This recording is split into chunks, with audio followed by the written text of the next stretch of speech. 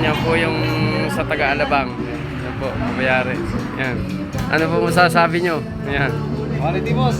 Gawa, mura pa. Yan. Kahit po sila yung taga-malayo, yan, dito sila nagpagawa. Ha? Kahit po kayo yung taga-malayo, napilitan Alabang kayong pa. pumunta dito sa Quezon. Yan po ay taga-Alabang. Alabang Muntinlupa. Yan po yung mag-asawa.